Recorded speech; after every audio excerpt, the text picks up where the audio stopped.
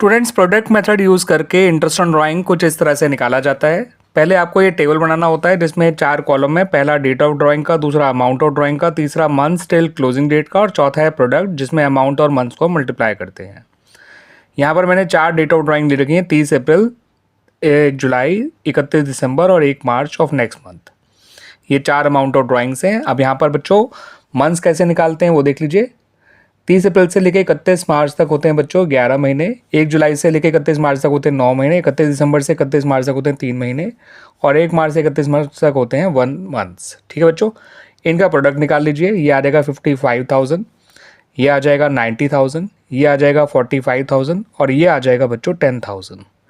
ठीक है बच्चों, इनको ऐड कर लेते हैं। ये 145, 190 और ये आ जाएगा 2 लाख। ठीक है बच्चों, तो इतना समझ में आया बच्चों। बाकी मैं अगले वीडियो में बात करूंगा। पहले इसी को और ढंग से समझा दूं कि मैंने डेट ऑफ ड्राइंग से लेके क्लोजिंग डेट तक मंथ्स स्टूडेंट को यहाँ तक तो समझा दिया था कि ये प्रोडक्ट कैसे आया है। एक बार दोबारा समझ लीजिए इसको।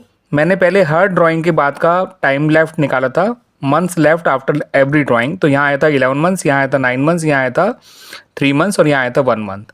फिर हर अमाउंट ऑफ ड्राइंग को मैंने मल्टीप्लाई किया मंथ से, तो उससे प्रोडक्ट आ गया। फिर मैंने सारे प्रोडक्ट का सम कर लिया।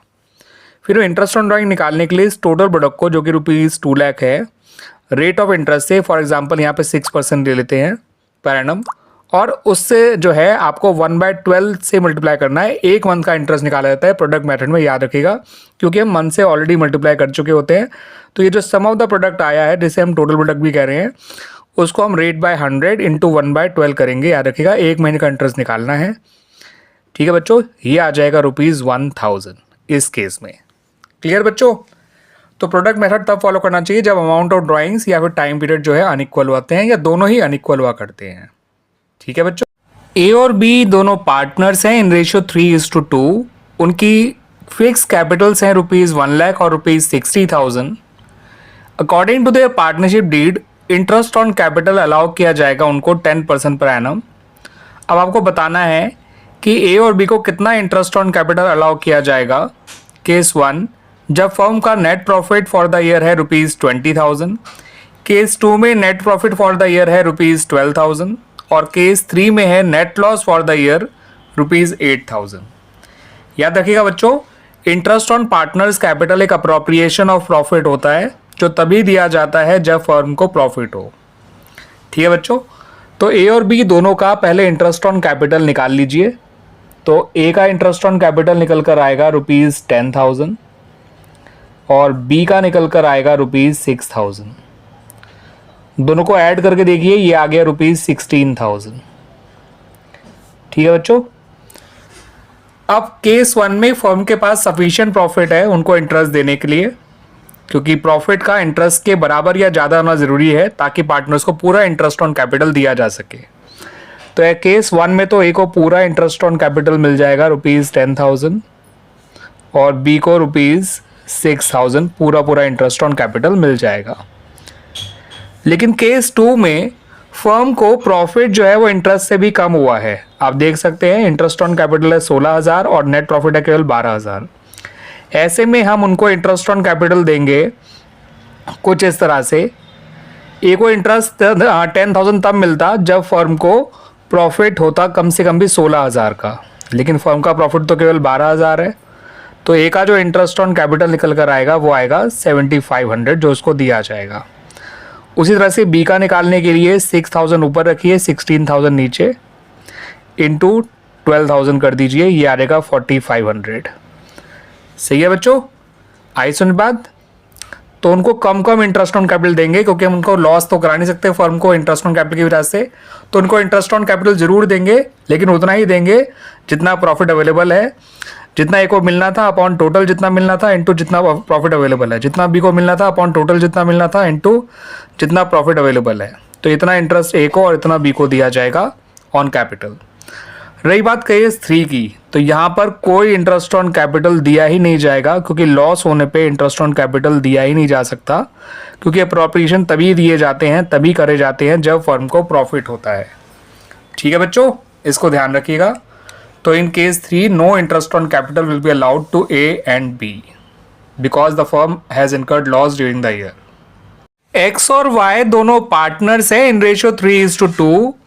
एक्स जो है उसको कमीशन दिया जाएगा 10% ऑफ नेट प्रॉफिट।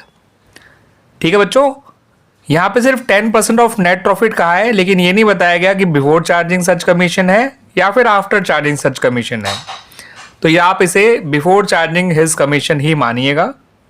ठीक है बच्चों, वाई के केस में कहा है कि Y is to get a commission of 10% of net profit after charging all commission. याद रखिए बच्चों, आफ्टर चार्जिंग हिज कमीशन नहीं कहा गया, आफ्टर चार्जिंग ऑल कमीशन कहा गया है। ठीक है बच्चों, फिर आपको net profit for the year दे रखा है ₹1,65,000। आपको बताना है कि एक्स का कमीशन कितना होगा, वाई का कमीशन कितना होगा, और एक्स और वाई दोनों के हिस्से का डिविजिबल प्रॉफिट क्या होगा। ठीक है बच्चों, तो एक्स का कमीशन निकालने के लिए तो सिंपली बच्चों जो भी आपको नेट प्रॉफिट दे रखा है इसका आप 10% निकाल लीजिए, यानी 10/100 करके ये आ जाएगा निकल के 16,500। सही है बच्चों। वाई का कमीशन निकालने के लिए इस 1,65,000 में से 16,500 कम कर दीजिए, जो बचेगा उसका 10/110 करिएगा। क्वेश्चन में कहा है आफ्टर चार्जिंग ऑल कमीशन, तो एक्स का कमीशन तो हम माइनस कर देंगे, लेकिन वाई का कमीशन तो हमें पता ही नहीं ना बच्चों। ठीक है, इसलिए हमने ये फॉर्मूला लगाया है rate of commission upon 100 plus rate of commission. ठीक है बच्चों, आप जब इसे सॉल्व करेंगे तो ये कुछ ऐसा निकल कर आएगा 1,48,500 जो इसे माइनस करके आया है इंटू 1/11। ठीक है बच्चों, ये निकल कर आएगा 13,500। अब आपको जो y और z के हिस्से का प्रॉफिट निकालना है वो कैसे निकलेगा समझिए। आप फर्म का प्रॉफिट था 1,65,000, उसमें से x का कमीशन और y का कमीशन दोनों को माइनस कर दीजिए। ठीक है बच्चों, इंटू 3/5 करेंगे तो x का हिस्से का प्रॉफिट आ जाएगा, और इसी अमाउंट का अगर आप 2/5 करेंगे तो उससे y के हिस्से का प्रॉफिट आ जाएगा। ये माइनस करके आएगा बच्चों 1,35,000, जिसका 3/5 होता है 81,000, और इसका 2/5 होता है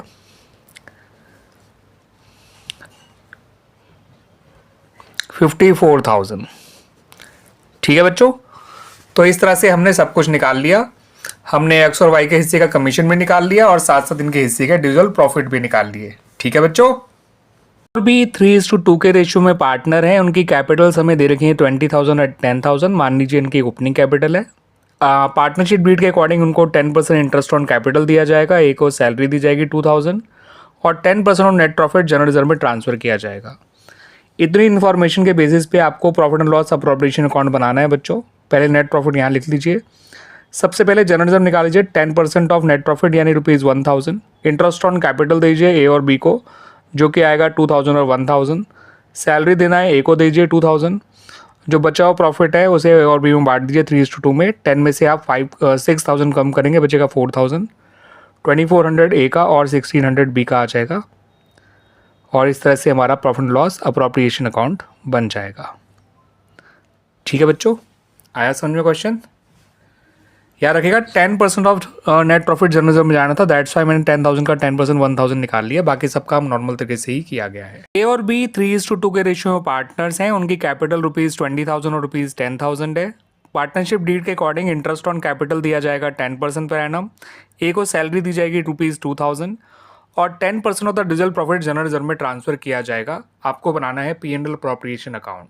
तो बच्चों नेट प्रॉफिट तो आप यहाँ लिख दीजिए by profit and loss account के नाम से। ए और बी की जब इंटरेस्ट ऑन कैपिटल निकालेंगे तो वो आएगा 2,000 और 1,000 यानी 3,000। ए की सैलरी आपको दे रखी है 2,000। अब बचा हुआ प्रॉफिट है ₹5,000, जिसका 10% आपको रिजर्व में डालना है यानी ₹500। अब प्रॉफिट बचेगा 4,500, जिसे आपको ए और बी में बांटना है 3:2 के रेशियो में। तो 2,700 ए के हिस्से में आ जाएगा, 1,800 बी के हिस्से में आ जाएगा, और इस तरह से हमारा profit and loss appropriation account बन जाएगा। यहाँ पर एक बात ध्यान रखनी जरूरी है कि इस बार डिविजिबल प्रॉफिट का 10% आपको रिजर्व में डालना है, तो पहले इन्हें माइनस करना पड़ेगा, तब जाके निकालेंगे हम। बचे हुए 5,000 का 10% 500। ठीक है बच्चों, ए और बी दोनों पार्टनर्स हैं इन रेशियो 3:2। उनकी ओपनिंग कैपिटल्स आपको दे रखी है ₹20,000, ₹10,000। पार्टनरशिप डीड के अकॉर्डिंग उन्हें इंटरेस्ट ऑन कैपिटल मिलेगा 10% पर एनम। एक को सैलरी दी जाएगी ₹2000 और 10% of the net divisible profit general reserve में ट्रांसफर किया जाएगा। आपको net profit for the year दे रखा है ₹10,500। बच्चों इस क्वेश्चन का जो profit and loss appropriation account है कुछ इस तरह से बनाएंगे आप। यहाँ सबसे पहले नेट प्रॉफिट लिख दीजिए by profit and loss account के नाम से। इंटरेस्ट ऑन कैपिटल निकालेंगे तो ए का आएगा 2000, बी का आएगा 1000, टोटल आएगा 3000। ए की सैलरी आपको 2000 दे ही रखी है। जनरल रिजर्व निकालने के लिए इसमें से इन दोनों को माइनस करिए, बचेगा 5500। अब उसको आप 10/110 से मल्टीप्लाई करेंगे because of net divisible profit का 10% देना है और ये सिर्फ डिविजिबल प्रॉफिट है। ये निकल कर आएगा 500 और आपका डिविजिबल प्रॉफिट आ जाएगा 5000। ठीक है बच्चों, और ये 3:2 बांटेंगे तो ए और बी के हिस्से में आएगा 3000 और 2000।